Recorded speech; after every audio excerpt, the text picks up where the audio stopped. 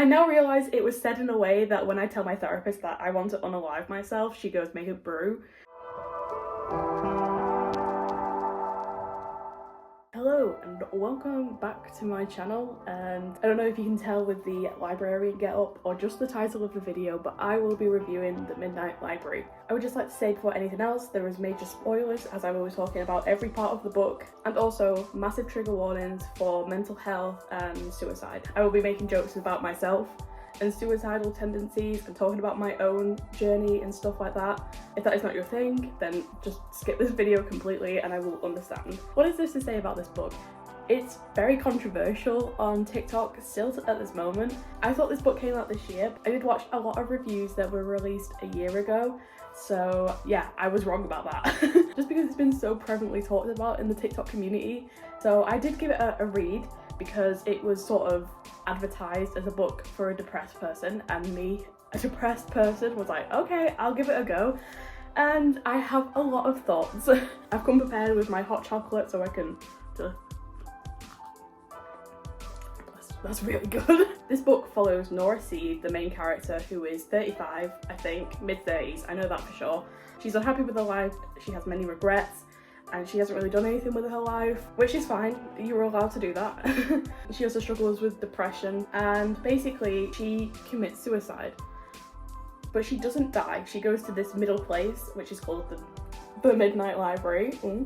She is then basically presented with every book that has every different possibility of her life. Parallel universes, that all good stuff. What I really enjoy about this book is when I first heard the concept of this, I was on it. I was The concept alone made me buy the book, because when I heard sort of, it's a depression story and it follows this really cool concept, I was like, I was sold. And so I don't know how to say this apart from I don't really like this book at all. And doing a little bit of research, doing other people doing reviews on it, like going through tabbing everything that I've seen a lot of people share the same opinions. Obviously, this is my own opinions on this book. I haven't read any of Matt Haig's other stuff, which apparently is really good, but this was my first ever Matt Haig book, and now I sort of never want to know his name ever again. I will look into his other work, so I'm not completely just shitting on this dude. Apparently his other stuff is really, really good. So I will be getting on top of that. I will be reading some more stuff, and I will come back with, another breakdown of one of his other books so I can balance this out. I'm not coming into this with any ill intentions to Matt Haig. It is genuinely just my opinion, and from someone who has depression and has struggled a lot with mental health and suicidal tendencies. It's my opinion on that. And from what I've understood from other reviews that I've read, Matt Haig is very open about his struggles with that. It is good to have someone to speak out about those sort of things, especially for men's mental health. But this book wasn't it. This book did not do it at all. So I guess let's just dive into the bits I hated. Like I said, this was on TikTok and was aimed at sort of people with depression, and it was sort of like, hey, this book will change your life. And I now realise it was said in a way that when I tell my therapist that I want to unalive myself, she goes, make it brew.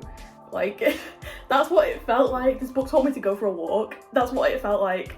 It felt like toxic positivity, just sort of shoved constantly into your face with no subtlety at all, anything. Nora Seed is the main character of this book, and again, she battles with depression, lives a life full of regret. I thought that was a really interesting concept for a character. I really thought that was going to have many levels to it. It has so much room for character growth. I really thought so much could be done with that, but as you'll begin to see, the characters are the characters are just words on a page, and I mean that in the worst way possible, as in there is no depth to any of these characters really. Obviously Nora goes through a character arc, there is progression in her storyline, but there are so many people that are included in this book, that are included in Nora's life, and we don't really get anything from them. I didn't like the very start of this book. Like I said, the character Nora already has some really great depths added, as in she has like regrets and depression and that sort of thing, nowhere going with her life, and I feel like that could have been explored on its own. But the first 20 pages of this book, everything happens in the first 20 pages of this book. She loses her cat, she loses her job, her neighbour no longer wants her to collect prescriptions for him, so she's truly alone. But don't worry if you didn't get that, it tells you that she is truly alone inside the book. You are told that. She has no one that wants to rely on her, so what's the point? You are told that. If you did not know that through the string of disastrous events that she just has in these 20 pages, you are told that she has no one. On top of these things happening, Nora goes into a shop and finds Ravi, who is an old friend and a bandmate from the Labyrinth, which is an important part of the book, that she was in a band. And you probably already know why. I already knew why when I started reading that bit. And she finds out that her brother has been into town, but her brother has not come to see her to say hello, because he is still upset that Nora turned down a band signing to Universal Music because she was having panic attacks on stage. And so her brother thought that her sister's mental health was not important and hasn't talked to her since. So again, it sort of adds to this feeling of loneliness. But this is where I had the immediate issue, okay? And I don't mean to be so pressed about this book, I really don't, because I had every hope that I would love it. Like I said, all this bad stuff happens in the first 20 pages of the character. These are triggers put in place for Nora committing suicide. This is where I have the issue. It feels like with the amount of things that happened to her in only the first 20 pages was put there for convenience. It feels like it's there to put a legitimate reason to why Nora might want to kill herself. And this is where I have the issue 20 pages into the book. Depression is so much more complex than that. It is so much more complex. And the fact that the author was just sort of like, we'll just let every shit thing happen to her, that will make her want to kill herself. My depression is, obviously, this is just coming from my point of view. I'm not speaking for anybody else, but I know there are times where I've dropped a plate and that has triggered something so deep that I've been like, I don't know if I can do this anymore. If you are talking about depression in such depth and you want to tackle that, you can tackle it in a way where you are not just torturing this poor character by making everything go wrong for her. You already had the reason of depression, regret. She's 35, she hasn't really done anything. That is enough. And if you wanted to have something that does trigger the event to, obviously writing, you need something to sort of push into the second act. One of them would have been fine. One of them would have been fine. Again, I understand what the writer was trying to do. He was trying to make you feel the loneliness that the character felt. But I just felt aggravated. I just felt so disappointed because you didn't even get time to breathe after one thing happened. You were just sort of on top, on top, on top. And that's probably how the character felt, yes. I'll give him that. And I'm saying all of this happened within 20 pages. I haven't moved on to the rest of the book yet. This happened to the character in 20 pages and it was upsetting to read. Like, it wasn't nice to read at all. She will come back to some of these points when she's in the library, but even when she's in the library, it doesn't feel like a major plot either. Nora commits suicide, but instead of dying, she wakes up in the Midnight Library, where she's greeted by Mrs. Elm, her old librarian, her old school librarian. I got it. Mrs. Elm tells Nora that the library is full of books that contains possibilities she's missed out on, different decisions that she could have made in a parallel universe. Not only this, but Nora is allowed to try every single one that she ever wanted to see what life could have truly fulfilled her. I just want to point this out. This is an interesting thing as well. Again, this is my own outlook on depression and suicide. The thing about suicide is you commit suicide because you think it is the final option. Like, you have tried everything else and you are exhausted and you just want it to be over with. And so if I woke up in a library and some woman was like, hey, you know that life that you didn't like?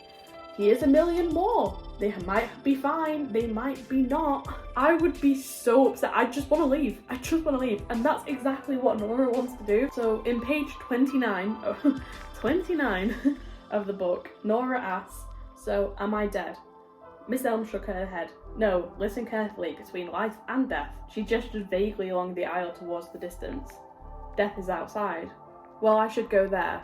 Because I want to die, Nora began walking. But Miss Elm shook her head. That's not how it works. Why not? You don't go to death. Death comes to you. On top of this, Nora outright says that she doesn't want this and she just wants to go to death. Whereas she is greeted with, you can't.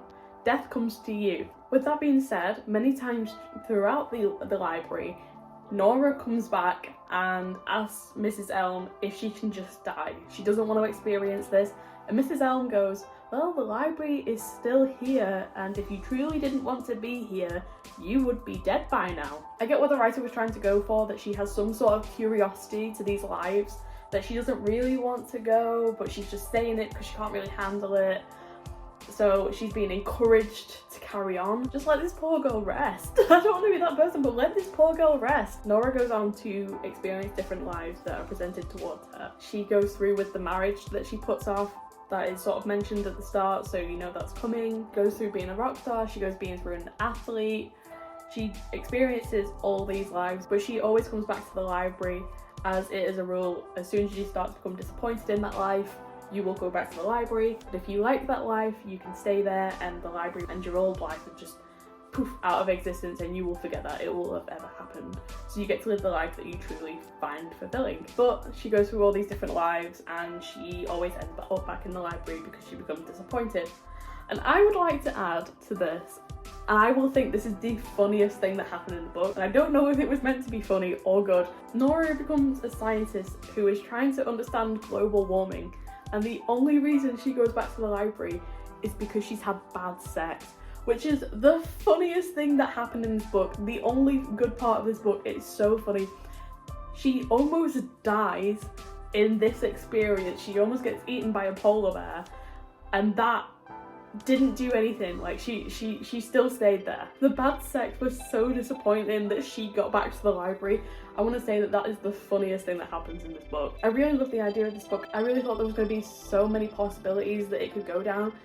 But when you are going from like life to life to life, it becomes so repetitive and so predictable because you know what's going to happen. She jumps into a life that has been somewhat mentioned in the front half of the book, and then she slowly becomes disappointed with it. On the back end of Nora becoming a scientist, we get no subtlety in that chapter at all. This is from the page 112, and this is the life that Nora becomes an athlete. And what happens in this chapter is that Nora is pushed on stage to give a TED talk about how she became successful and what her tips to becoming successful. This Nora doesn't know what to say, but she then begins to spill the worst shit that I've ever heard. The only way to learn is to live. First off is a quote that happens many times. Again, you'd see on like a toxic positivity Instagram post, I hate the quote, and the librarian says it all the time. And the thing is, what we consider to be the most successful route for us to take actually isn't, because too often our view of success is about some external bullshit idea of achievement. Olympic medal, the ideal husband,